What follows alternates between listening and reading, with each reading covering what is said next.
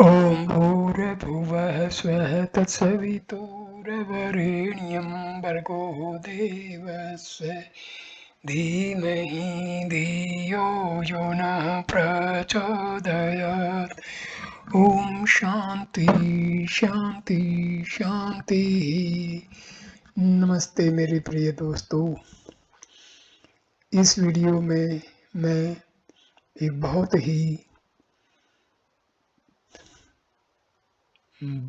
ही अति उत्तम उपनिषद जिसका नाम है गर्भ उपनिषद के बारे में आपको बताने जा रहा हूँ।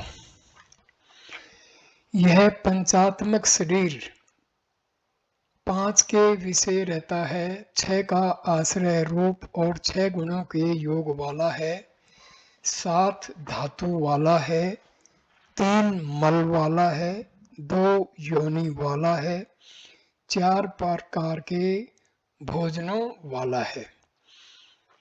प्रश्न: यह शरीर पंचात्मक किस प्रकार है? उत्तर: यह शरीर पृथ्वी, जल, तेज, वायु और आकाश इन 5 महाभूतों से बना हुआ है। प्रश्न: इस 5 महाभूतात्मक शरीर में पृथ्वी का, जल का, तेज का, वायु का और आकाश का कौन कौन भाग है? उत्तर: शरीर में जो कठिन भाग है वह पृथ्वी, द्रव्य भाग है वह जल, उष्ण भाग है वह तेज, गति वाला भाग वायु और पोल का भाग आकाश है। पृथ्वी का गुण धारण करना, जल का गुण, जल का गुण सबको एकत्र करना, तेज का गुण प्रकाश करना, वायु का गुण वहन करना और आकाश का गुण अवकाश जगह देना है। कर्ण का विषय शब्द, त्वचा चमड़ी का विषय स्पर्श, चक्षु का विषय रूप, जिह्वा का विषय स्वाद, नासिका का विषय गंध, उपस्थेंद्रिय का विषय आनंद, गुदा का विषय मल त्याग, बुद्धि का विषय ज्ञान, मन का विषय संकल्प करना, वाणी का विषय बोलना है।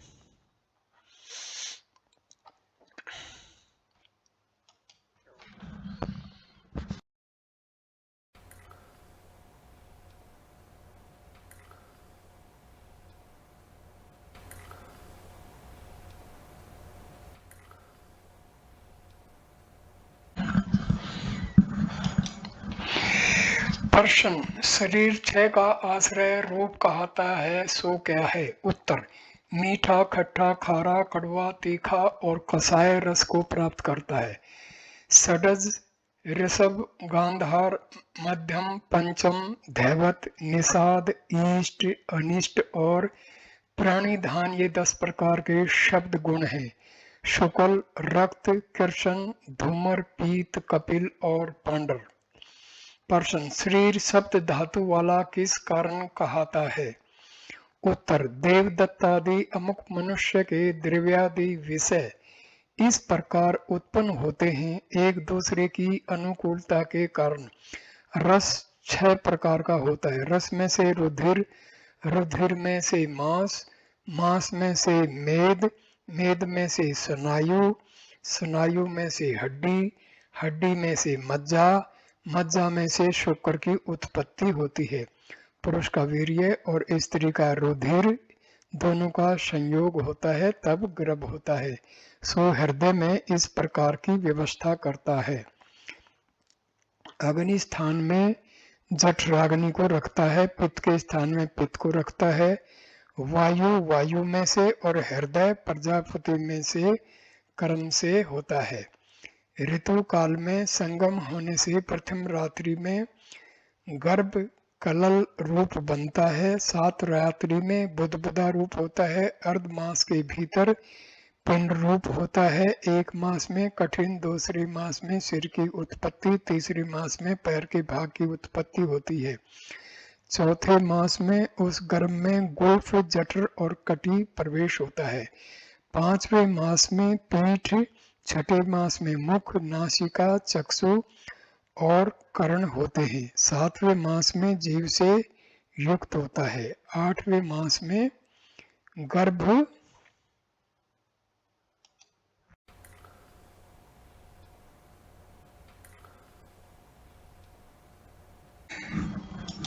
गर्भ सर्व लक्षणों से पूर्ण होता है। पिता का वीर्य माता के रज से प्रमाण में विशेष हो तो पुत्र की उत्पत्ति होती है, और माता का रज पिता के वीर्य से प्रमाण में विशेष हो तो पुत्री की उत्पत्ति होती है, और जो दोनों का प्रमाण समान हो तो नपुंसक होता है। संयोग समय पर जो मन व्याकुल हो तो संतान अंध, खंडित, कुबड़ी और वामन नाटी होती है। स्त्री पुरुष की अपान वायु के दो से शुक्र के दो भाग हो तो दो की उत्पत्ति होती है। इस प्रकार गर्भ पंचात्मक के योग्य होता है। मन से पंचभूतात्मक को प्राप्त हुई बुद्धि गंध रसादिक का ज्ञान करके अक्सर ऐसे ओंकार का चिंतन करती है। इस प्रकार एकाक्षर का ज्ञान होने के पश्चात उस गर्भ के देह की 8 प्रकृति और 16 विकार होते हैं। तत्पश्चात उसकी माता जो कुछ खाती पीती है उससे नाड़ी के सूत्र से गर्भ के प्राण का रक्षण होता है। यह गर्भ 9 मास में सब लक्षण और ज्ञानेंद्रियों से पूर्ण होता है। उसको अपनी पूर्व जाति का स्मरण होता है। वह अपने शुभ अशुभ कर्म को जानता है। मैंने पूर्व हजारों योनियों में प्रवेश किया और मैंने अनेक प्रकार के भोग भोगे तथा मैंने अनेक प्रकार के सतन पान किए। मैं बारंबार जन्म को प्राप्त हुआ, बारंबार मृत्यु को प्राप्त हुआ। मैंने कुटुंब के कारण जो कुछ शुभ अशुभ कर्म किए उससे मैं अकेला ही दुख भोगता हूँ। मेरे कर्म करने से जो सुख को भोगते हैं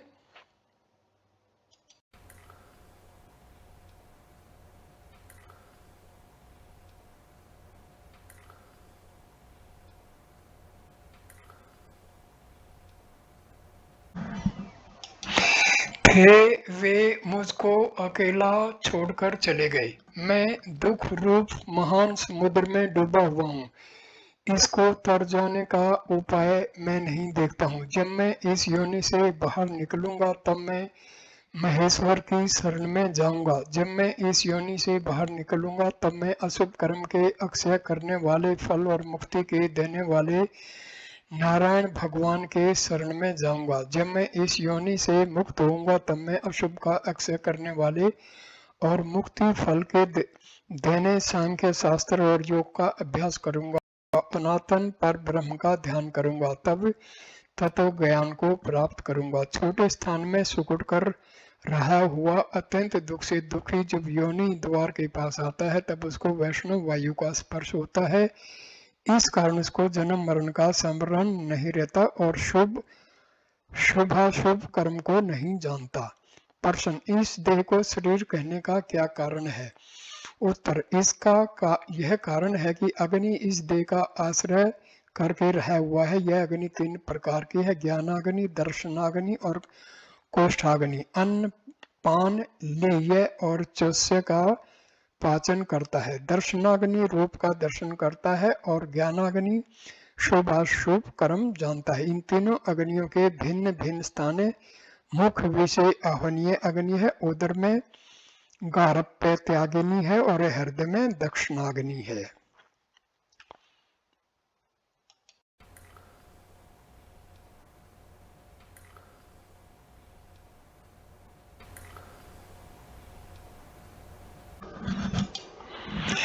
आत्मा यजमान रूप है, मन ब्रह्मा रूप है, लोभ आदि पशु रूप है, दीक्षा धति और संतोष रूप है, यज का पात्र रूप बुद्धि और इंद्रियां हैं, कर्मेंद्रियां यज का हवि रूप है, सिर यज का कपाल रूप है, केश यज का दर्भ रूप है, मुख अंतर्वेदी है, 4 कपाल का माप वाला मस्तक है, बाजू में 16 दंत पंक्ति हैं, 107 मर्म है, 180 संधि हैं, 109 स्नायु हैं, 700 सिरा है, 500 मज्जा हैं, 308 हड्डियां हैं, 3.5 करोड़ रुआ हैं, 8 पल का माप वाला हृदय है, 12 पल की माप वाली जीभ है, 1 प्रस्थ पित्त है, 1 आड़ कफ है, 1 कूड़ब शुक्र है, 2 प्रस्थ मेद है और मलमूत्र और आहाकार का नियम नहीं है।